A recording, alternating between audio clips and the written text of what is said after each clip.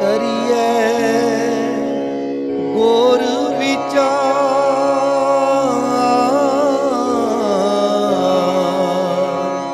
ਨਾਨਕ ਬੇੜੀ ਸੱਚ ਕੀ। ਕਰੀਏ ਗੁਰ ਵਿਚਾਰ।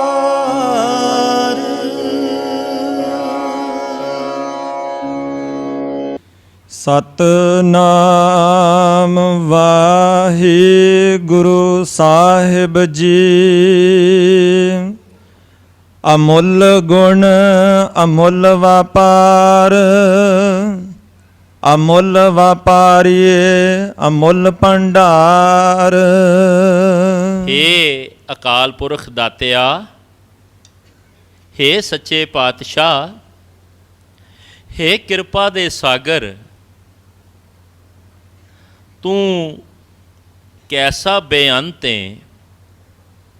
ਤੇਰੇ ਗੁਣ ਅਨਮੋਲ ਨੇ, ਤੇਰੇ ਗੁਣ ਕਹਿਣ ਤੇ ਕਥਨ ਤੋਂ ਬਾਹਰ ਨੇ। ਜੇ ਕਿਤੇ ਗੁਰੂ ਅਮਰਦਾਸ ਜੀ ਤੋਂ ਪੁੱਛਣਾ ਕਰੀਏ, ਸੱਚੇ ਪਾਤਸ਼ਾਹ ਤੁਸੀਂ ਉਸ ਹਰੀ ਪਰਮਾਤਮਾ ਦੇ ਗੁਣਾਂ ਦੀ ਸਾਂਝ ਪਾਉਂਦਿਆਂ ਤੁਸੀਂ ਇੱਕ ਕਿਰਪਾ ਕਰਕੇ ਸਾਨੂੰ ਕਲਯੁਗੀ ਜੀਵਾਂ ਨੂੰ ਦੱਸਣਾ ਕਰੋ ਨਾ, ਸਮਝਾਉਣਾ ਕਰੋ ਨਾ, ਉਹਦੇ ਗੁਣ ਕੈਸੇ ਨੇ, ਉਹ ਆਪ ਪਰਮ ਪਿਤਾ ਪਰਮੇਸ਼ਵਰ ਕੈਸਾ ਹੈ। ਮਾਫੀ ਦੇਣਾ, ਜੀਵ ਤੇ ਕੀ ਉਸ ਦੇ ਗੁਣਾਂ ਦੀ ਗੱਲ ਕਰੇ। ਮੇਰੇ ਸਤਿਗੁਰੂ ਤੀਜੇ ਪਾਤਸ਼ਾਹ ਨੇ ਵੀ ਇਹ ਬਚਨ ਕਰ ਦਿੱਤੇ, ਹਰ ਆਪ ਅਮੁੱਲਕ ਹੈ, ਮੁੱਲ ਨਾ ਪਾਇਆ ਜਾਏ। ਮੁੱਲ ਨਾ ਪਾਇਆ ਜਾਏ, ਕਿਸੈ ਵਿਟਹੁ ਰਹੈ ਲੋਗ ਵਿਲ ਲਾਏ। ਬਸ ਇੱਕੋ ਕੰਮ ਕਰੀਏ, ਐਸਾ ਸਤਿਗੁਰ ਜੇ ਮਿਲੈ ਤਿਸਨੋਂ ਸਿਰ ਸੌਂਪੀਐ। ਇੱਕ ਵਾਰੀ ਸਾਰੇ ਨਮਸਕਾਰ ਕਰੋ ਗੁਰੂ ਗ੍ਰੰਥ ਸਾਹਿਬ ਨੂੰ ਤੇ ਸਾਰੇ ਰਸਨਾ ਪਵਿੱਤਰ ਕਰੋ। ਐਸਾ ਸਤਿਗੁਰ ਜੇ ਮਿਲੈ ਤਿਸਨੋਂ ਸਿਰ ਸੌਂਪੀਐ, ਵਿੱਚੋਂ ਆਪ ਜਾਏ। ਜਿਸ ਦਾ ਜੀਓ ਤਿਸ ਮਿਲ ਰਹੇ, ਹਰ ਵਸੇ ਮਨ ਆਏ। ਬਾਬਾ ਜੀ ਬਚਨ ਕਰਦੇ, ਹਰ ਆਪ ਅਮੁੱਲਕ ਹੈ, ਪਰ ਮਿਲਦਾ ਕਿਹਨਾਂ ਨੂੰ ਏ? ਭਾਗ ਤਿਨਾ ਕੇ ਨਾਨਕਾ, ਜਿਨ ਹਰ ਪੱਲੇ ਪਾਏ। ਆਨੰਦ ਸਾਹਿਬ ਦੀ ਮਿੱਠੜੀ ਬਾਣੀ।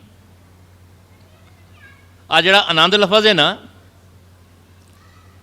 ਇਹ ਦੁਨੀਆ ਦੇ ਵਿੱਚ ਸੰਸਾਰੀ ਬੋਲੀਆਂ ਦੇ ਵਿੱਚ ਕੇਵਲ ਇੱਕੋ ਇੱਕ ਐਸਾ ਲਫ਼ਜ਼ ਹੈ ਆਨੰਦ।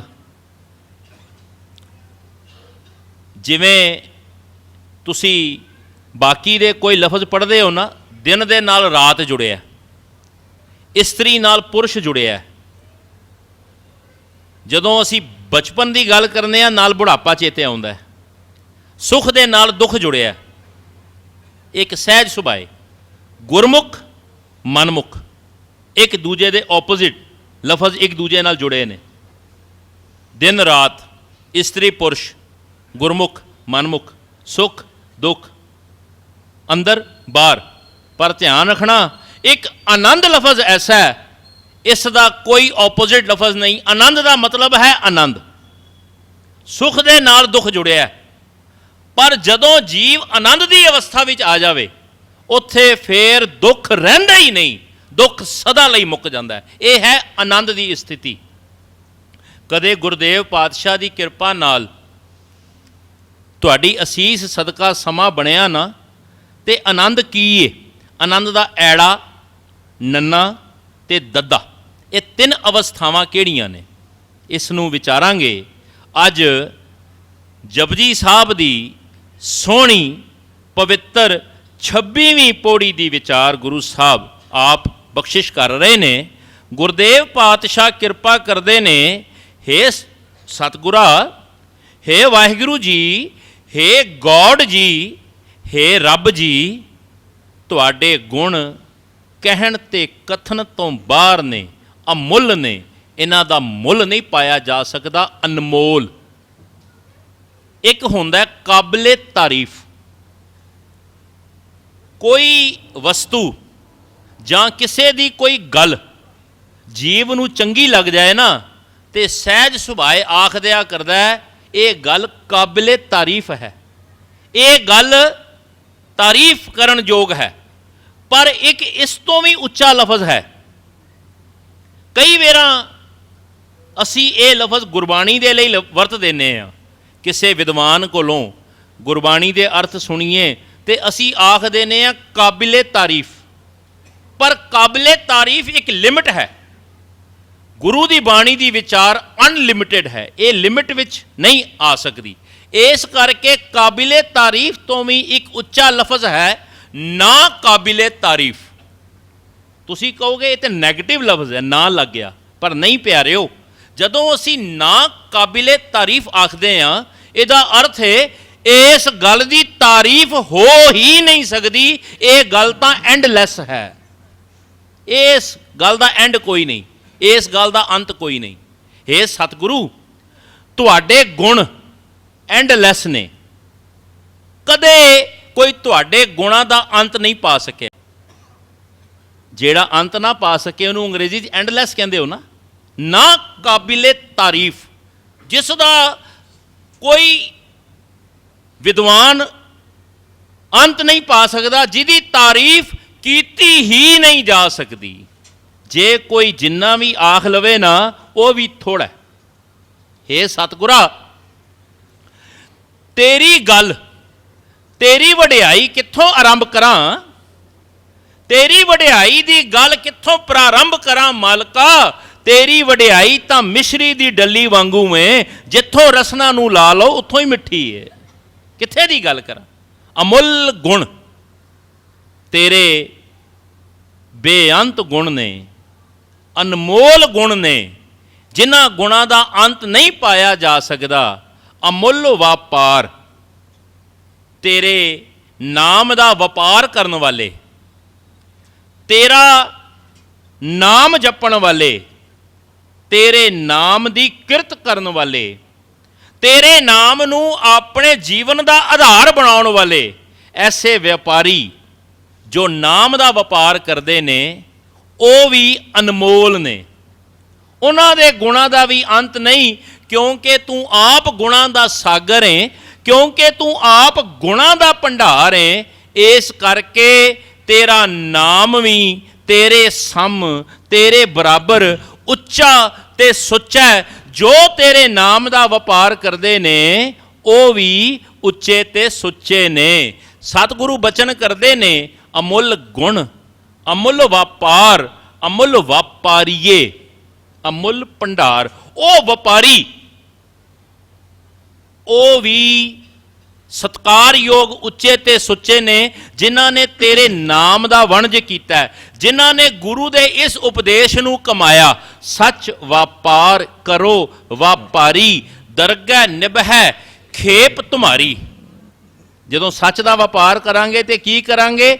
ਏਕਾ ਟੇਕ ਰੱਖੋ ਮਨ ਮਾਹੇ, ਨਾਨਕ ਬਹੁਰ ਨਾ ਆਵੇਂ ਜਾਏ। ਫੇਰ ਐਸੇ ਵਪਾਰੀਆਂ ਦਾ ਮਾਲਕਾ ਤੂੰ ਜੰਮਣ ਮਰਨ ਕੱਟ ਦੇਣਾ, ਜਿਹੜੇ ਵਪਾਰੀ ਤੇਰੇ ਨਾਮ ਦੀ ਕਿਰਤ ਕਰਦੇ ਨੇ, ਤੇਰੇ ਨਾਮ ਨੂੰ ਜੀਵਨ ਵਿੱਚ ਸਹਾਰਾ ਜਾਣ ਕੇ ਤੇਰੇ ਨਾਮ ਦੀ ਕਮਾਈ ਕਰਦੇ ਨੇ। ਉਹ ਵਪਾਰੀ ਧਨ ਨੇ। ਪ੍ਰਾਣੀ, ਤੂੰ ਆਇਆ ਲਾਹਾ ਲੈਣ, ਕਿਹੜਾ ਵਪਾਰ ਕਰਨ ਆਇਆ ਸੈਂ? ਕਿਹੜੇ ਵਪਾਰ ਦੇ ਵਿੱਚ ਪੈ ਗਏ ਹੋ? ਲੱਗਾ ਕਿ ਤੁਕ ਫੱਕੜੇ ਸਭ ਮੁਕਦੀ ਚੱਲੀ ਰਹਿਣ। ਉਹ ਵਪਾਰੀਆ, ਜੀਵਨ ਰੂਪੀ ਰਾਤ ਬੀਤਦੀ ਪਈ ਏ, ਅਜੇ ਤੱਕ ਤੂੰ ਸੱਚ ਦਾ ਵਖਰ ਨਾ ਕੀਤਾ, ਸੱਚ ਦਾ ਵਪਾਰ ਨਾ ਕੀਤਾ। ਸੱਚ ਜਾਣਿਓ, ਵਪਾਰ ਦਾ ਵਵਾ ਪੱਪਾ ਰਾਰਾ ਤੇ ਵਪਾਰੀ ਦਾ ਇਹ ਜਿਹੜੇ 3 ਅੱਖਰ ਨੇ ਬਹੁਤ ਡੂੰਘੇ ਨੇ। ਇਹਨਾਂ ਨੂੰ ਸਮੇਂ ਦੇ ਵਿੱਚ ਨਹੀਂ ਪਰੋਇਆ ਜਾ ਸਕਦਾ। ਇਸ ਲਈ ਦਾਸ ਆਪ ਤੋਂ ਖਿਮਾ ਮੰਗਦਾ ਹੈ। ਇਹਨਾਂ ਲਫ਼ਜ਼ਾਂ ਨੂੰ ਇਸ ਸਮੇਂ ਦੇ ਵਿੱਚ ਵਿਚਾਰਨਾ, ਵਪਾਰ ਦਾ ਵਾਵਾ ਕੀ ਏ, ਪੱਪਾ ਕੀ ਏ, ਰਾਰਾ ਕੀ ਏ, ਵਪਾਰੀ ਕਿੰਨੇ ਪ੍ਰਕਾਰ ਦੇ ਹੁੰਦੇ ਨੇ, ਇਹ ਡੂੰਘੀਆਂ ਵਿਚਾਰਾਂ ਸਤਿਗੁਰੂ ਸਮੇਂ-ਸਮੇਂ ਸਿਰ ਆਪ ਦੇ ਚਰਨਾਂ ਵਿੱਚ ਆਪ ਬਖਸ਼ਿਸ਼ ਕਰਕੇ ਸੇਵਾ ਲੈਣ। ਸਤਿਗੁਰੂ ਉਸ ਵਪਾਰੀ ਨੂੰ ਉੱਤਮ ਵਪਾਰੀ ਆਖਦੇ ਨੇ ਜਿਹੜੇ ਕੇਵਲ ਸੱਚ ਦਾ ਵਪਾਰ ਕਰਦੇ ਨੇ, ਜਿਹੜੇ ਕੇਵਲ ਨਾਮ ਦਾ ਵਣਜ ਕਰਦੇ ਨੇ, ਜਿਹੜੇ ਨਾਮ ਕਮਾਉਂਦੇ ਨੇ, ਜਿਹੜੇ ਨਾਮ ਨੂੰ ਅੱਗੇ ਵੰਡਦੇ ਨੇ। ਬਾਬਾ ਜੀ ਬਚਨ ਕਰਦੇ, ਜਨ ਨਾਨਕ ਧੂੜ ਮੰਗੈ ਤਿਸ ਗੁਰਸਿੱਖ ਕੀ, ਜੋ ਆਪ ਜਪੇ ਅਵਰੈ ਨਾਮ ਜਪਾਵੈ। ਅਮੁੱਲ ਆਵੇਂ ਮੁੱਲ ਲੈ ਜਾਹੇ, ਮੁੱਲ ਪਾਏ ਅਮੁੱਲਾ ਸਮਾਹੇ। ਹੇ ਸਤਿਗੁਰੂ, ਤੇਰੇ ਭਗਤ ਭੰਡਾਰ ਇੰਨੇ ਵੱਡੇ ਨੇ, ਤੇਰੇ ਦਰ ਘਰ ਦਾ, ਤੇਰੀਆਂ ਬਖਸ਼ਿਸ਼ਾਂ ਦਾ ਭੰਡਾਰ ਇੰਨਾ ਖੁੱਲ੍ਹਾ ਹੈ, ਜੋ ਤੇਰੇ ਦਰ ਤੇ ਆਉਂਦੇ ਨੇ ਹਾਜ਼ਰੀਆਂ ਭਰਦੇ ਨੇ। ਇੱਕ ਬੇਨਤੀ ਕਰਾਂ, ਇੱਕ ਹੈ ਗੁਰੂ ਘਰ ਆਉਣਾ ਮੁਬਾਰਕ ਹੈ। ਬਾਬਾ ਜੀ ਬਚਨ ਕਰਦੇ ਨੇ, ਜੋ ਆਉਂਦੇ ਨੇ ਮੁਬਾਰਕ ਨੇ, ਪਰ ਅਨਮੋਲ ਅਮੁੱਲਕ ਕੌਣ ਨੇ? ਜੋ ਕੇਵਲ ਆਉਂਦੇ ਹੀ ਨਹੀਂ, ਖਾਲੀ ਹੱਥ ਆਉਂਦੇ ਨੇ ਤੇ ਝੋਲੀਆਂ ਭਰਵਾ ਕੇ ਵਾਪਸ ਜਾਂਦੇ ਨੇ। ਅਮੁੱਲ ਆਵਹਿ ਅਮੁੱਲ ਲੈ ਜਾਹੇ। ਜੋ ਤੇਰੀਆਂ ਅਨਮੋਲ ਦਾਤਾਂ ਦੇ ਖਜ਼ਾਨੇ ਤੇਰੇ ਦਰ ਤੋਂ, ਤੇਰੇ ਚਰਨਾਂ ਵਿੱਚੋਂ ਆਪਣੀ ਝੋਲੀ ਵਿੱਚ ਭਰਵਾ ਕੇ ਲੈ ਜਾਂਦੇ ਨੇ। ਇੱਕ ਬੇਨਤੀ ਕਰਾਂ, ਗੁਰਦੇਵ ਪਾਤਸ਼ਾਹ ਬੜੇ ਬੇਅੰਤ ਨੇ, ਇੱਕ ਇੱਕ ਅੱਖਰ ਦੇ ਵਿੱਚੋਂ ਆਪ ਬੋਲਦੇ ਨੇ, ਇੱਕ ਇੱਕ ਅੱਖਰ ਦੀ ਵਿਚਾਰ ਗੁਰੂ ਸਾਹਿਬ ਆਪ ਬਖਸ਼ਦੇ ਨੇ। ਆ ਜਿਹੜਾ ਤਨ ਹੈ ਨਾ, ਜਿਹਨੂੰ ਅਸੀਂ ਬੋਡੀ ਆਖ ਦਿੰਦੇ ਆ, ਅਮੁੱਲ ਆਵੈ ਅਮੁੱਲ ਲੈ ਜਾਏ ਦੀ ਵਿਚਾਰ ਗੁਰੂਦੇਵ ਪਾਤਸ਼ਾਹ ਸੇਵਾ ਲੈ ਰਹੇ ਨੇ। ਇਸ ਨੂੰ ਅਸੀਂ ਸਰੀਰ ਆਖਦੇ ਆ, ਬੋਡੀ ਆਖਦੇ ਆ, ਤੇ ਤਨ ਵੀ ਆਖਦੇ ਆ। ਤਨ, ਇਹ ਤਨ ਜਿਹੜਾ ਨਾ, ਹੁਣ ਇਸ ਸੰਸਾਰ ਦੇ ਵਿੱਚ ਆਇਆ, ਅਮੁੱਲ ਆਵੈ ਆਇਆ, ਅਮੁੱਲ ਲੈ ਜਾਏ, ਇਹਦਾ ਅਰਥ ਥੋੜਾ ਜਿਹਾ ਸਮਝੋ। ਜੇ ਇਸ ਤਨ ਨੂੰ ਰਾਮ ਜਨਾਂ ਦੇ ਸੰਗਤ ਵਿੱਚ ਲਾਵਾਂਗੇ, ਆ ਜਿਹੜੀ ਸੰਗਤ ਹੈ ਨਾ ਰਾਮ ਜਨਾਂ ਦੀ ਸੰਗਤ, ਇਸ ਤਨ ਨੂੰ ਰਾਮ ਨਾਮ ਜਪਣ ਦੇ ਵਿੱਚ, ਸੱਚ ਦਾ ਵਪਾਰ ਕਰਨ ਵਿੱਚ ਲਾਵਾਂਗੇ, ਜੇ ਇਸ ਤਨ ਨੂੰ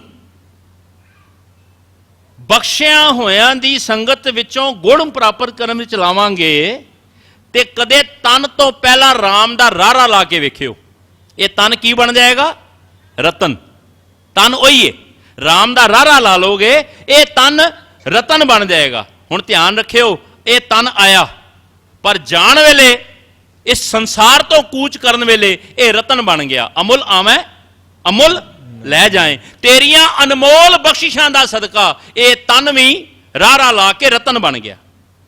ਪਰ ਧਿਆਨ ਰੱਖਿਓ, ਇੱਥੇ ਇੱਕ ਟਪਲਾ ਨਾ ਖਾ ਜਾਈਏ। ਜੇ ਇਸੇ ਤਨ ਨੂੰ ਜਿਨ੍ਹਾਂ ਜੀਵਾਂ ਨੇ ਪਾਪ ਕਰਮਾਂ ਵੱਲ ਲਾਇਆ, ਜਿਨ੍ਹਾਂ ਨੇ ਕਦੇ ਪ੍ਰਮਾਤਮਾ ਦਾ ਨਾਮ ਨਹੀਂ ਨਾ ਜਪਿਆ, ਜਿਨ੍ਹਾਂ ਨੇ ਸਦਾ ਚੋਰੀਆਂ ਯਾਰੀਆਂ ਦੇ ਵਿੱਚ, ਐਸ਼ੋ ਇਸ਼ਰਤ ਦੇ ਵਿੱਚ ਆਪਣਾ ਸਮਾਂ ਬਰਬਾਦ ਕੀਤਾ, ਜੀਵਨ ਨੂੰ ਪਖੰਡ ਦੇ ਵਿੱਚ ਹੋਰ ਕਈ ਢੰਗਾਂ ਦੇ ਨਾਲ ਬਰਬਾਦ ਕਰ ਲਿਆ, ਪਾਪ ਕਰਮ ਕਮਾਏ ਨੇ, ਇਸੇ ਤਨ ਤੋਂ ਪਹਿਲਾਂ ਪਾਪ ਦਾ ਪੱਪਾ ਲਾ ਲੈਣਾ। ਕੀ ਬਣ ਗਿਆ? ਪਤਨ। ਇਹ ਤਨ ਰਾਮ ਜਨਾਂ ਦੀ ਸੰਗਤ ਵਿੱਚ ਰਤਨ ਬਣ ਗਿਆ, ਤੇ ਪਾਪ ਕਰਮਾਂ ਵਿੱਚ ਖੱਚਤ ਹੋ ਕੇ ਪਤਨ ਦਾ ਕਾਰਨ ਬਣ ਗਿਆ। ਤੇ ਇਹਦੇ ਵਿੱਚ ਇੱਕ ਜੁਗਤ ਹੋਰ ਵੀ ਜੇ, ਗੁਰੂ ਕਿਰਪਾ ਕਰੇ, ਜਿੱਥੇ ਰਤਨ ਜਾਂ ਪਤਨ ਦੀ ਗੱਲ ਏ, ਉੱਥੇ ਕਦੇ ਤਨ ਦੇ ਨਾਲ ਪਰਮਾਤਮਾ ਦੀ ਯਾਦ ਦਾ ਯਈਆ ਲਾ ਲੈਣਾ, ਯਤਨ ਕਰਕੇ ਦੇਖਣਾ, ਗੁਰੂ ਤੁਹਾਨੂੰ ਕਦੀ ਖਾਲੀ ਹੱਥ ਵਾਪਸ ਨਹੀਂ ਜਾਣ ਦੇਗਾ। ਇਹ ਰਤਨ, ਪਤਨ ਤੇ ਯਤਨ, ਇੱਕ ਜੀਵਨ ਦੀ ਡੂੰਘਾਈ, ਜੀਵਨ ਦਾ ਸੱਚ, this is the universal truth. ਕਦੇ ਵਿਚਾਰ ਕੇ ਵੇਖਣਾ, ਅਸੀਂ ਆਪਣੇ ਤਨ ਦੇ ਨਾਲ ਰਾਮ ਦਾ ਰਾਰਾ ਲਾਇਆ, ਪਾਪ ਦਾ ਪੱਪਾ ਲਾਇਆ, ਜਾਂ ਉਸ ਦੀ ਯਾਦ ਦਾ ਯਈਆ ਲਾਇਆ। ਇੱਕ ਬੇਨਤੀ ਹੋਰ ਕਰਾਂ, ਯਾਦ ਪਤਾ ਕਿਹਦੇ ਹਿਰਦੇ ਵਿੱਚ ਟਿਕਦੀ ਏ? ਅਮੁੱਲ ਵਪਾਰੀਏ, ਅਮੁੱਲ ਭੰਡਾਰ। ਇਹ ਯਾਦ ਦਾ ਭੰਡਾਰ ਕਿਹੜੇ ਵਪਾਰੀ ਆਪਣੇ ਨਾਲ ਲੈ ਕੇ ਜਾਂਦੇ ਨੇ? ਕਦੇ ਯਾਦ ਲਫ਼ਜ਼ ਨੂੰ ਪੁੱਠਾ ਪੜੋ, ਦਇਆ। ਜਿਹਦੇ ਹਿਰਦੇ ਵਿੱਚ ਪਰਿਪੂਰਨ ਪਰਮਾਤਮਾ ਦੇ ਦਰੋਂ ਘਰੋਂ ਦਇਆ ਦੀ ਦਾਤ ਪ੍ਰਾਪਤ ਹੋਏਗੀ, ਕੇਵਲ ਉਸੇ ਦੇ ਅੰਦਰ ਪਰਮਾਤਮਾ ਦੀ ਯਾਦ ਟਿਕੇਗੀ। ਜਿਸ ਦੇ ਅੰਦਰ ਦਇਆ ਨਹੀਂ ਨਾ, ਜੇ ਮੇਰੇ ਬਾਬਾ ਜੀ ਨੇ ਅੰਮ੍ਰਿਤ ਛਕਾਣ ਦੀ ਗੱਲ ਕੀਤੀ ਏ, ਪਹਿਲਾਂ ਭਾਈ ਦਇਆ ਸਿੰਘ, ਅੰਮ੍ਰਿਤ ਛਕਣ ਤੋਂ ਪਹਿਲਾਂ ਭਾਈ ਦਇਆ ਰਾਮ, ਪਹਿਲਾਂ ਖਾਲਸੇ ਦੇ ਹਿਰਦੇ ਵਿੱਚ ਦਇਆ ਆਈ ਏ, ਧਰਮ ਬਾਅਦ ਵਿੱਚ ਪੈਦਾ ਹੋਇਆ। ਕਿਉਂ? ਕਿ ਧਰਮ ਦਇਆ ਦਾ ਪੁੱਤਰ ਏ। ਧੌਲ ਧਰਮ ਦਇਆ ਕਾ ਪੂਤ ਸੰਤੋਖ ਥਾਪ ਰੱਖਿਆ ਜਿਨ ਸੂਤ। ਜਦੋਂ ਤੱਕ ਸਾਡੇ ਅੰਦਰ ਦਇਆ ਨਹੀਂ, ਮੈਂ ਦਾਅਵੇ ਨਾਲ ਕਹਿਣਾ ਗੁਰੂ ਗ੍ਰੰਥ ਸਾਹਿਬ ਜੀ ਦੇ ਭਰੋਸੇ ਤੇ, ਸਾਡੇ ਅੰਦਰ ਪਰਮਾਤਮਾ ਦੀ ਯਾਦ ਨਹੀਂ ਟਿਕੇਗੀ। ਅਮੁੱਲ ਆਵੇਂ ਅਮੁੱਲ ਲੈ ਜਾਏ, ਜੋ ਤੇਰੇ ਦਰ ਤੇ ਆਉਂਦੇ ਨੇ ਤੇਰੇ ਅਨਮੋਲ ਪਦਾਰਥ ਝੋਲੀ ਵਿੱਚ ਪਵਾ ਕੇ ਜਾਂਦੇ ਨੇ, ਲੈ ਜਾਏ। ਸਤਿਗੁਰਾ ਉਹ ਵੀ ਸੱਚੇ ਤੇ ਸੁੱਚੇ ਨੇ, ਉਹ ਵੀ ਅਨਮੋਲ ਨੇ। ਅਮੁੱਲ ਧਰਮ ਮੁੱਲ ਦੀਵਾਨ, ਮੁੱਲ ਤੁਲ ਮੁੱਲ ਪ੍ਰਵਾਨ। ਹੇ ਸਤਿਗੁਰੂ, ਹੇ ਦਾਤਿਆ, ਹੇ ਕਿਰਪਾਲੂ ਪਾਤਸ਼ਾਹ, ਤੇਰਾ ਧਰਮ, ਤੇਰੀ ਯਾਦ, ਇਹ ਵੀ ਅਨਮੋਲ ਹੈ, ਕਹਿਣ ਤੇ ਕਥਨ ਤੋਂ ਬਾਹਰ ਹੈ। ਹੇ ਸੱਚਿਆ ਪਾਤਸ਼ਾਹ, ਤੂੰ ਧਰਮੀ ਹੈ, ਤੇਰੇ ਘਰ ਸਦਾ ਸਦਾ ਹੈ ਨਿਆਂ। ਤੇਰੇ ਘਰੋਂ ਕਦੇ ਕੋਈ ਰੁੱਸ ਕੇ ਖਾਲੀ ਹੱਥ ਨਹੀਂ ਗਿਆ। ਜੇ ਕੋਈ ਪਾਖੰਡੀ ਵੀ ਮਨ ਕਰਕੇ ਤੇਰੇ ਚਰਨਾਂ ਵਿੱਚ ਡਿੱਗਿਆ ਨਾ, ਤੇ ਤੂੰ ਉਹਨੂੰ ਵੀ ਸੱਚ ਦੀ ਦਾਤ ਝੋਲੀ ਵਿੱਚ ਪਾ ਕੇ ਵਾਪਸ ਟੋਰਿਆ। ਇੱਕ ਬੇਨਤੀ ਕਰਾਂ, ਇਹ ਰੱਬ ਦਾ ਦਰ ਕੈਸਾ ਹੈ। ਜੇ ਇੱਥੇ ਕੋਈ ਨਾਲਾਇਕ ਵੀ ਮਨ ਕਰਕੇ ਆ ਕੇ ਡਿੱਗ ਪਵੇ, ਡਿੱਗਦੇ ਤੇ ਰੋਜ਼ ਆ, ਪਰ ਜੇ ਮਨ ਕਰਕੇ ਡਿੱਗ ਪਿਆ ਨਾ, ਤੇ ਸਤਿਗੁਰੂ ਐਸੇ ਦੀਨ ਦਿਆਲ ਨੇ ਉਸ ਨੂੰ ਵੀ ਨਾਲਾਇਕ ਬਣਾ ਦਿੰਦੇ ਨੇ। ਹੁਣ ਕਈਆਂ ਨੇ ਆਖਣਾ ਕਥਾਵਾਚਕ ਗਲਤ ਬੋਲ ਗਿਆ। ਸਤਿਗੁਰੂ ਤੇ ਨਾਲਾਇਕ ਨੂੰ ਲਾਇਕ ਬਣਾਉਂਦੇ ਨੇ, ਤੇ ਕਥਾਵਾਚਕ ਕਹਿੰਦਾ ਹੈ ਕਿ ਨਾਲਾਇਕ ਨੂੰ ਨਾਲਾਇਕ ਬਣਾ ਦਿੰਦੇ ਨੇ। ਇੱਕ ਬੇਨਤੀ ਕਰਾਂ, ਨਾਲਾਇਕ ਨੂੰ ਲਾਇਕ ਕੋਈ ਦੁਨਿਆਵੀ ਉਸਤਾਦ ਬਣਾ ਸਕਦਾ, ਕੋਈ ਵੱਡੀ ਗੱਲ ਨਹੀਂ। ਕੋਈ ਦੁਨਿਆਵੀ ਉਸਤਾਦ, ਘਰ ਦਾ ਬੱਚਾ ਪੜ੍ਹਦਾ ਨਾ ਹੋਵੇ, 2 ਸਾਲ ਇੱਕੋ ਕਲਾਸ ਦੇ ਵਿੱਚ ਫੇਲ ਹੋ ਜਾਵੇ, ਬਾਪੂ ਬੱਚੇ ਦੀ ਉਂਗਲ ਫੜਦਾ, ਸ਼ਹਿਰ ਦੇ ਸਭ ਤੋਂ ਵਧੀਆ ਟਿਊਟਰ ਕੋਲ ਲੈ ਕੇ ਜਾਂਦਾ, ਮੇਰਾ ਬੱਚਾ ਐਤਕੀ ਪਾਸ ਹੋਣਾ ਚਾਹੀਦਾ। ਕਿਉਂ? 2 ਸਾਲਾਂ ਤੋਂ ਇੱਕੋ ਕਲਾਸ ਦੇ ਵਿੱਚ ਦੁਨੀਆ ਨੂੰ ਕੀ ਮੂੰਹ ਵਿਖਾਵਾਂਗੇ।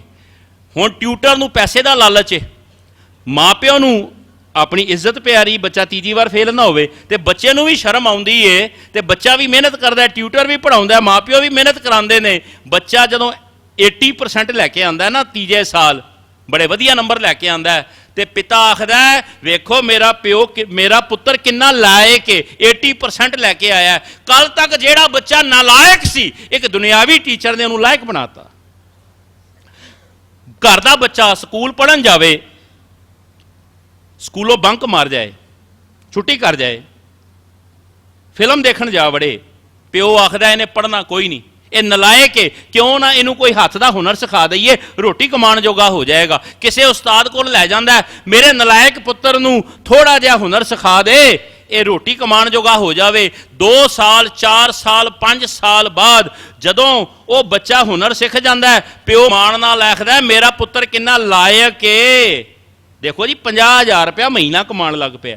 ਕੱਲ ਤੱਕ ਜਿਹੜਾ ਨਲਾਇਕ ਸੀ, ਕੁਝ ਵਰਿਆਂ ਬਾਅਦ ਇੱਕ ਦੁਨਿਆਵੀ ਉਸਤਾਦ ਨੇ ਉਹਨੂੰ ਲਾਇਕ ਬਣਾਤਾ। ਨਾਲਾਇਕ ਨੂੰ ਲਾਇਕ ਬਣਾਉਣਾ ਕੋਈ ਵੱਡੀ ਗੱਲ ਨਹੀਂ, ਕੋਈ ਵੀ ਦੁਨਿਆਵੀ ਉਸਤਾਦ ਬਣਾ ਸਕਦਾ ਹੈ, ਪਰ ਇਹ ਉਸਤਾਦ ਕੈਸਾ ਹੈ ਜਿਹਦੇ ਚਰਨਾਂ ਵਿੱਚ ਬੈਠੇ ਆ। ਸਤ ਸੰਗੀਓ, ਜੇ ਕੋਈ ਨਾਲਾਇਕ ਵੀ ਇਹਦੇ ਚਰਨਾਂ ਵਿੱਚ ਆ ਕੇ ਡਿੱਗ ਪਵੇ ਨਾ ਭਾਵਨਾ ਦੇ ਨਾਲ, ਇਹ ਨਾਲਾਇਕ ਨੂੰ ਕੇਵਲ ਲਾਇਕ ਨਹੀਂ ਬਣਾਉਂਦਾ, ਇਹ ਨਾਲਾਇਕ ਨੂੰ ਨਾ ਲਾਇਕ ਬਣਾ ਦਿੰਦਾ। ਇਹ ਐਸਾ ਦਿਆਲ ਹੈ, ਇਹ ਨਾਲਾਇਕ ਨੂੰ ਨਾ ਲਾਇਕ, ਜਿਹਦਾ ਸਵੇਰੇ ਉੱਠ ਕੇ ਨਾਂ ਲੈਣ ਨੂੰ ਚਿੱਤ ਕਰੇ, ਇਤਨਾ ਵਿਦਵਾਨ ਬਣਾ ਦਿੰਦਾ, ਇੰਨਾ ਗਿਆਨੀ ਬਣਾ ਦਿੰਦਾ। ਪੜ੍ਹ ਲਓ ਇਤਿਹਾਸ, ਤੁਸੀਂ ਕਹੋਗੇ ਕਿੱਥੇ ਲਿਖਿਆ ਨਾਲਾਇਕ ਨੂੰ ਨਾ ਲਾਇਕ, ਕੇਵਲ ਸੰਧੀ ਵਿਛੇਦ ਕਰਨ ਦੀ ਲੋੜ ਹੈ। ਨਾਲਾਇਕ ਨੂੰ ਨਾ ਲਾਇਕ, ਕਈ ਵਾਰੀ ਅਸੀਂ ਕਹਿੰਦੇ ਹਾਂ ਫਲਾਣੇ ਭਾਈ ਸਾਹਿਬ ਬੜੇ ਉੱਚੇ ਜੀਵਨ ਵਾਲੇ ਨੇ, ਸਵੇਰੇ ਉੱਠ ਕੇ ਨਾਂ ਲੈਣ ਨੂੰ ਦਿਲ ਕਰਦਾ। ਇਤਿਹਾਸ ਪੜ੍ਹ ਕੇ ਵੇਖੋ ਭਾਈ ਬਿਧੀ ਚੰਦ ਦਾ, ਚੋਰੀਆਂ ਕਰਨ ਵਾਲਾ, ਲੋਕੀ ਵਿਧੀਆ ਚੋਰ ਆਖ ਕੇ ਪੁਕਾਰਦੇ ਨੇ, ਪਰ ਜੇ 5ਵੇਂ ਪਾਤਸ਼ਾਹ ਦੀ ਸ਼ਰਨ ਵਿੱਚ ਆ ਕੇ ਡਿੱਗਿਆ, ਇੱਕ ਨਾਲਾਇਕ ਨੂੰ, ਇੱਕ ਚੋਰ ਨੂੰ ਮਹਾਰਾਜ ਸੱਚੇ ਪਾਤਸ਼ਾਹ ਨੇ ਨਾ ਲਾਇਕ ਬਣਾ ਦਿੱਤਾ ਹੈ। ਅੱਜ ਭਾਈ ਬਿਧੀ ਚੰਦ ਜੀ ਦੀ ਟਕਸਾਲ ਚੱਲ ਰਹੀ ਹੈ। ਅੱਜ ਪੰਥ ਦੇ ਵਿੱਚ ਜਦੋਂ ਅਸੀਂ ਭਾਈ ਬਿਧੀ ਚੰਦ ਜੀ ਦਾ ਨਾਂ ਲੈਂਦੇ ਆ, ਸਹਿਜ ਸੁਭਾਏ ਮੂੰਹ ਚੋਂ ਕੀ ਨਿਕਲਦਾ? ਧੰਨ ਧੰਨ ਭਾਈ ਬਿਧੀ ਚੰਦ ਜੀ। ਇੱਕ ਨਾਲਾਇਕ ਨੂੰ ਨਾ ਲਾਇਕ ਬਣਾ ਦਿੱਤਾ। ਇਹ ਉਹ ਦਾਤਾ ਹੈ, ਇਹ ਉਹ ਕਿਰਪਾਲੂ ਪਿਤਾ ਹੈ। ਕਿਤੇ ਗੁਰੂ ਦੀ ਸ਼ਰਨ ਵਿੱਚ ਆ ਕੇ ਬਹਿਣ ਦੀ ਜਾਚ ਆ ਜਾਵੇ, ਕਦੇ ਸਮਾਂ ਬਣਿਆ ਤੇ ਗੁਰੂ ਦੀ ਸ਼ਰਨ ਵਿੱਚ ਕਿਵੇਂ ਆਉਣਾ ਹੈ ਤੇ ਕਿਵੇਂ ਬੈਠਣਾ ਹੈ, ਇਸ ਵਿਚਾਰ ਨੂੰ ਵੀ ਗੁਰੂ ਸਾਹਿਬ ਸੇਵਾ ਲੈ ਕੇ ਅੱਗੇ ਤੋਰਨ। ਅੱਜ ਜਿਹੜੀ ਵਿਚਾਰ ਚੱਲ ਰਹੀ ਏ, ਅਮੁੱਲ ਧਰਮ ਅਮੁੱਲ ਦੀਵਾਨ, ਹੇ ਪਾਤਸ਼ਾਹ ਤੇਰਾ ਧਰਮ ਉੱਚਾ ਹੈ, ਤੇਰਾ ਧਰਮ ਸੁੱਚਾ ਹੈ। ਤੇ ਪਰਮਾਤਮਾ ਦਾ ਧਰਮ ਕਿਹੜਾ ਹੈ? ਉਹ ਹਿੰਦੂ ਹੈ ਜਾਂ ਮੁਸਲਮਾਨ ਹੈ, ਈਸਾਈ ਹੈ ਜਾਂ ਸਿੱਖ ਹੈ, ਬੋਧੀ ਹੈ ਜਾਂ ਜੈਨੀ ਹੈ? ਬਾਬਾ ਜੀ ਕੋਲ ਪੁੱਛੋ, ਪਿਤਾ ਜੀ ਤੁਹਾਡੇ ਕੋਲ ਤਾਂ ਸਾਰੀਆਂ ਗੱਲਾਂ ਦਾ ਜਵਾਬ ਹੈ, ਰੱਬ ਦਾ ਧਰਮ ਕਿਹੜਾ? ਬਾਬਾ ਜੀ ਆਖਦੇ ਨੇ ਸਰਬ ਧਰਮ ਮੈਂ ਸ੍ਰੇਸ਼ਟ ਧਰਮ, ਹਰ ਕੋ ਨਾਮ ਜਪ ਨਿਰਮਲ ਕਰਮ। ਬਸ ਇਹ ਗੱਲ ਪੱਲੇ ਬੰਨ ਲਓ, ਹਰੀ ਦਾ ਸਿਮਰਨ ਤੇ ਨਿਰਮਲ ਕਰਮ ਕਰਿਓ। ਕਦੇ ਜਾਣੇ ਅਣਜਾਣੇ ਚ ਵੀ, ਕਦੇ ਸੁਪਨੇ ਚ ਵੀ ਕੋਈ ਭੈੜਾ ਕੰਮ ਨਾ ਹੋ ਜਾਵੇ, ਕਦੇ ਪਾਪ ਨਾ ਹੋ ਜਾਵੇ। ਸੱਚ ਜਾਣਿਓ ਗੁਰੂ ਧਰਮੀ ਬਣਾ ਦੇਗਾ। ਕਦੇ ਧਰਮ ਦਾ ਧੱਦਾ ਰਾਰਾ ਮਮਾ, ਇੱਕ ਬਹੁਤ ਡੂੰਘਾਈ ਸੱਚ ਜਾਣਿਓ। ਗੁਰੂ ਗ੍ਰੰਥ ਸਾਹਿਬ ਸੱਚੇ ਪਾਤਸ਼ਾਹ ਐਸੇ ਦਇਆਲ ਨੇ, ਜੇ ਕਿਤੇ ਇੱਕ ਅੱਖਰ ਦੀ ਵਿਚਾਰ ਗੁਰੂ ਦੀ ਕਿਰਪਾ ਨਾਲ ਕੀਤੀ ਜਾਵੇ ਨਾ, ਤੇ ਗੁਰੂ ਗ੍ਰੰਥ ਸਾਹਿਬ ਦੀ ਕਥਾ ਦੇ ਲਈ, ਸੰਪੂਰਨ ਵਿਚਾਰ ਦੇ ਲਈ 2000 ਸਾਲ ਵੀ ਘੱਟ ਨੇ। ਅਸੀਂ ਤਾਂ ਆਖਨੇ ਆ 15-20 ਸਾਲਾਂ ਦੇ ਵਿੱਚ ਸਮਾਪਤੀ ਹੋ ਜਾਵੇ, ਜੇ ਇੱਕ ਅੱਖਰ ਨੂੰ ਖੋਲਿਆ ਜਾਵੇ। ਆ ਕਹਿਣਾ ਬੜਾ ਸੁਖਾਲਾ ਹੈ, ਟੂਟੀ ਗੰਢ ਨਹਾਰ ਗੋਪਾਲ, ਸਰਬ ਜੀਆਂ ਆਪੇ ਪ੍ਰਤਪਾਲ, ਸਗਲ ਕੀ ਚਿੰਤਾ ਜਿਸ ਮਨ ਮਾਹੇ, ਤਿਸ ਤੇ ਬਿਰਥਾ ਕੋਈ ਨਾਹੇ। ਕਹਿਣਾ ਤੇ ਬੜਾ ਸੁਖਾਲਾ, ਪੜ੍ਹ ਲਿਆ।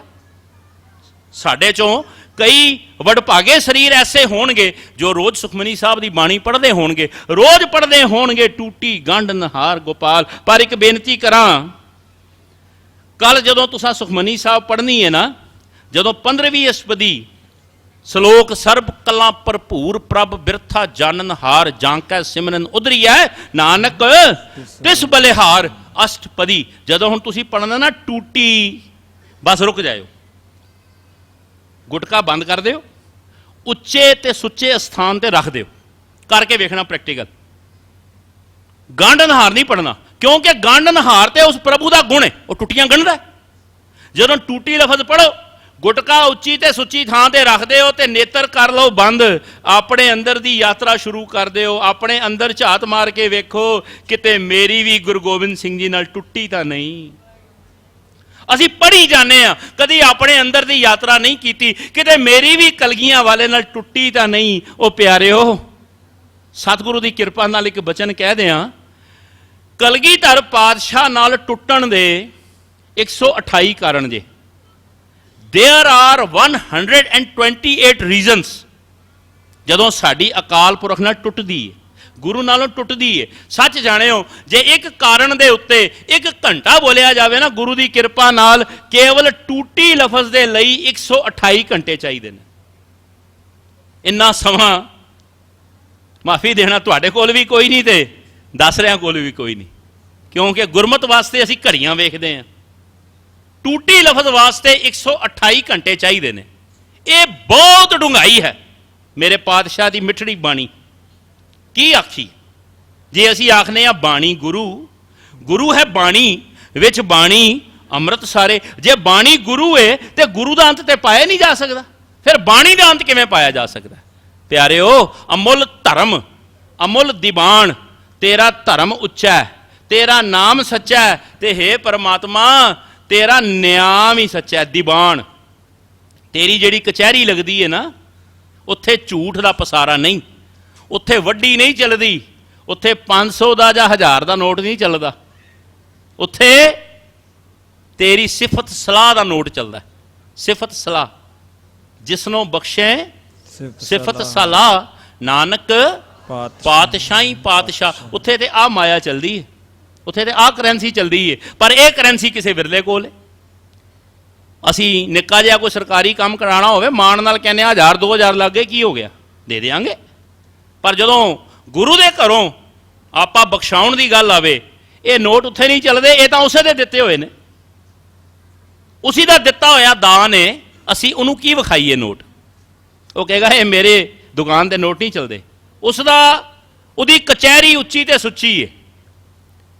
ਤਾਂ ਹੀ ਤਾਂ ਬਾਬਾ ਜੀ ਕਹਿੰਦੇ, ਧਰਮ ਰਾਏ ਜਬ ਲੇਖਾ ਮੰਗੇ, ਕਿਆ ਮੁਖ ਲੈ ਕੇ ਜਾਏਗਾ?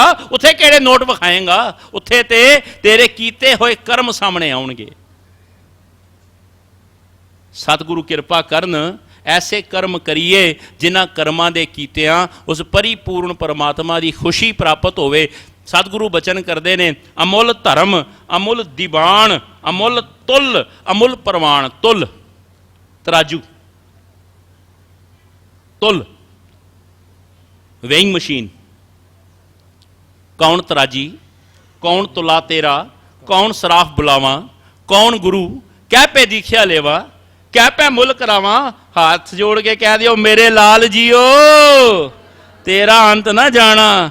ਤੂੰ ਜਲ ਥਲ ਮਹੀਲ ਭਰਪੁਰ ਲੀਣਾ, ਤੂੰ ਆਪੇ ਸਰਬ ਸਮਾਣਾ, ਤੂੰ ਆਪੇ ਸਰਬ ਸਮਾਣਾ। ਹੇ ਸਤਿਗੁਰੂ, ਤੇਰੇ ਤਰਾਜੂ 'ਚ ਧਰਮ ਦਾ ਨਿਆਂ ਹੁੰਦਾ ਤੇ ਅਧਰਮੀਆਂ ਨੂੰ ਸਜ਼ਾ ਮਿਲਦੀ ਹੈ। ਤੇਰੇ ਤਰਾਜੂ ਦੇ ਵਿੱਚ ਨੋਟਾਂ ਦੀਆਂ ਥਈਆਂ ਨਹੀਂ ਚੱਲਦੀਆਂ। ਤੇਰੇ ਵੱਟੇ ਵੀ ਸੁੱਚੇ ਨੇ, ਕਿਉਂਕਿ ਤੂੰ ਸਾਰੇ ਸੰਸਾਰ ਨੂੰ ਦੇਣ ਵਾਲਾ ਹੈ। ਤੈਨੂੰ ਕਿਸੇ ਦੀ ਕੋਈ ਲਾਲਚ ਨਹੀਂ, ਇਸ ਕਰਕੇ ਤੇਰੇ ਵੱਟਿਆਂ ਵਿੱਚ ਵੀ ਕੋਈ ਹੇਰਾ ਫੇਰੀ ਨਹੀਂ ਹੋ ਸਕਦੀ। ਅਮੁੱਲ ਤੁਲ, ਅਮੁੱਲ ਪ੍ਰਵਾਨ, ਪਾਸੇ ਤੋਲਣ ਵਾਲੇ। ਅੱਜ ਕੱਲ੍ਹ ਤੇ ਇਲੈਕਟ੍ਰੋਨਿਕ ਵੇਇੰਗ ਸਕੇਲ ਆ ਗਏ ਨੇ ਨਾ। ਪੁਰਾਣੇ ਸਮਿਆਂ ਦੇ ਵਿੱਚ ਤਰਾਜ਼ੂ ਦੇ ਨਾਲ ਵੱਟੇ ਹੋਇਆ ਕਰਦੇ ਸਨ।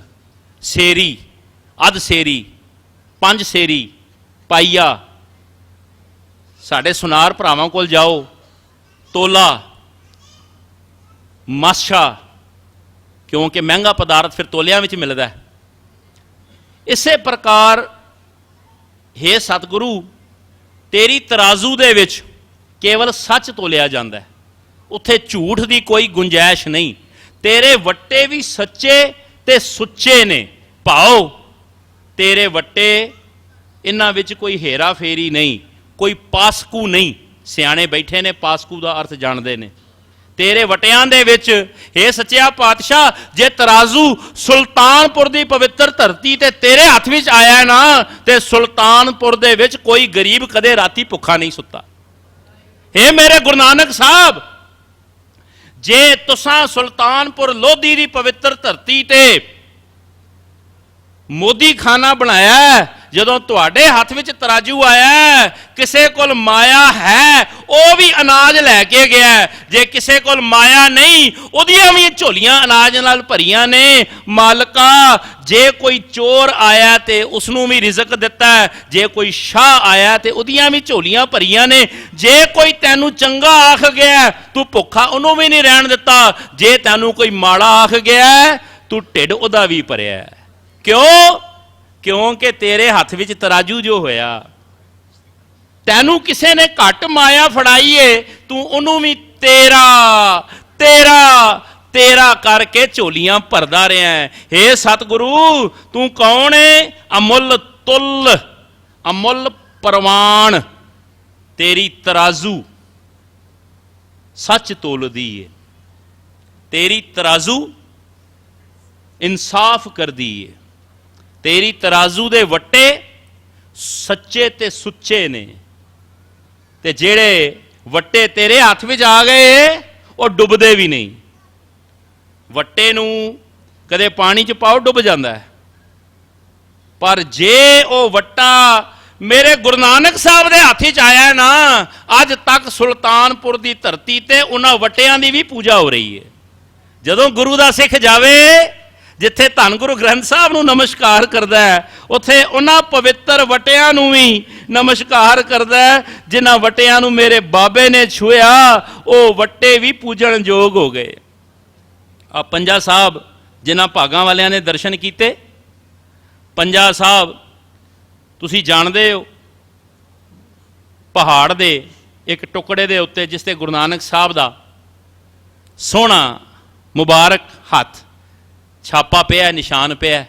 ਜਿਨ੍ਹਾਂ ਨੇ ਦਰਸ਼ਨ ਕੀਤੇ ਨੇ ਤੇ ਸਭ ਜਾਣਦੇ ਨੇ, ਉਹਦੇ ਪਿੱਛੋਂ ਪਾਣੀ ਵਗਦਾ ਪਿਆ। ਵਲੀ ਕੰਧਾਰੀ ਦਾ ਜਿਹੜਾ ਚਸ਼ਮਾ ਸੀ ਨਾ, ਪਾਣੀ ਵਗਦਾ ਪਿਆ। ਕਿਸੇ ਨੇ ਆਖਿਆ ਵਲੀ ਕੰਧਾਰੀ ਦਾ ਚਸ਼ਮਾ ਹੈ, ਕਿਸੇ ਨੇ ਆਖਿਆ ਪੱਥਰ ਵਿੱਚੋਂ ਪਾਣੀ ਆ ਰਿਹਾ ਹੈ, ਕਿਸੇ ਨੇ ਆਖਿਆ ਪੱਥਰ ਪੂਜਣ ਯੋਗ ਹੈ, ਕਿਸੇ ਨੇ ਪੱਥਰ ਕੋਲੋਂ ਪੁੱਛ ਲਿਆ ਭਾਵਨਾ ਦੇ ਨਾਲ, ਪਿਆਰ ਵਾਲੇ ਨੇ। ਇਹ ਗੱਲ ਹੋ ਸਕਦਾ ਸਭ ਨੂੰ ਸਮਝ ਨਾ ਆਵੇ। ਕਿਸੇ ਨੇ ਪਿਆਰ ਨਾਲ ਪੱਥਰ ਕੋਲੋਂ ਪੁੱਛ ਰਿਹਾ, ਤੇਰੇ ਵਿੱਚੋਂ ਪਾਣੀ ਵਗ ਰਿਹਾ? ਆਖਣ ਲੱਗਾ ਪਾਣੀ ਨਹੀਂ, ਹਜ਼ਾਰਾਂ ਵਰਿਆਂ ਤੋਂ ਮੈਂ ਉਡੀਕਦਾ ਸਾਂ, ਉਹ ਅਕਾਲ ਪੁਰਖ ਨਿਰੰਕਾਰ ਦੇ ਰੂਪ ਦੇ ਵਿੱਚ ਕਦੇ ਇੱਥੇ ਆਵੇਗਾ ਤੇ ਮੈਂ ਉਹਦੇ ਚਰਨਾਂ ਨੂੰ ਬੋਸ ਕੇ, ਚਰਨਾਂ ਨੂੰ ਨਮਸਕਾਰ ਕਰਕੇ, ਚਰਨਾਂ ਨੂੰ ਚੁੰਮ ਕੇ ਮੈਂ ਆਪਣੇ ਭਾਗ ਜਗਾਵਾਂਗਾ। ਅੱਜ ਗੁਰੂ ਨਾਨਕ ਆਇਆ, ਮੈਂ ਰਿੜਦਾ ਰਿੜਦਾ ਗੁਰੂ ਨਾਨਕ ਦੇ ਚਰਨਾਂ ਵਿੱਚ ਹਾਜ਼ਰੀ ਲਵਾਉਣ ਆ ਰਿਹਾ ਸਾਂ। ਗੁਰੂ ਨਾਨਕ ਨੇ ਹੱਥ ਦੇ ਕੇ ਮੈਨੂੰ ਉੱਥੇ ਹੀ ਰੋਕ ਲਿਆ। ਮੈਂ ਅੱਜ ਤੱਕ ਪਿਆ ਰੋਣਾ, ਉਹ ਮੈਨੂੰ ਗੁਰੂ ਨਾਨਕ ਦੀ ਚਰਨ ਧੂੜੀ ਕਿਉਂ ਨਹੀਂ ਮਿਲੀ।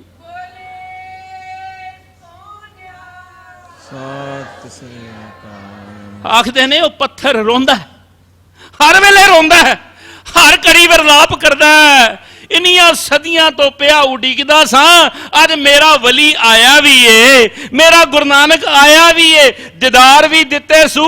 ਮੈਂ ਭਜਦਾ ਭਜਦਾ ਪਹਾੜੀ ਤੋਂ ਰਿੜਦਾ ਆਇਆ, ਕਿਤੇ ਅੱਜ ਗੁਰੂ ਨਾਨਕ ਦੇ ਚਰਨ ਪਰਸ ਲਵਾਂ। ਗੁਰੂ ਨਾਨਕ ਨੇ ਆਪਣੇ ਭਾਣੇ 'ਚ ਮੈਨੂੰ ਹੱਥ ਦੇ ਕੇ ਰੋਕ ਲਿਆ। ਤਰ ਤਾਂ ਮੈਂ ਗਿਆ ਹੀ ਹਾਂ, ਕਿਉਂਕਿ ਗੁਰੂ ਨਾਨਕ ਦਾ ਹੱਥ ਜੋ ਲੱਗ ਗਿਆ, ਪਰ ਰੋਣਾ ਤਾਂ ਵਾਂ ਮੈਨੂੰ ਗੁਰੂ ਨਾਨਕ ਦੀ ਚਰਨ ਧੂੜੀ ਨਹੀਂ ਮਿਲੀ।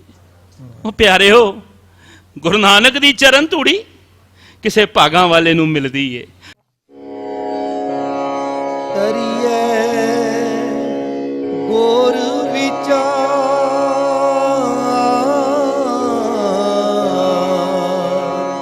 ਨਾਨਕ ਬੇੜੀ ਸੱਚ ਕੀ। ਕਰੀਏ ਗੁਰ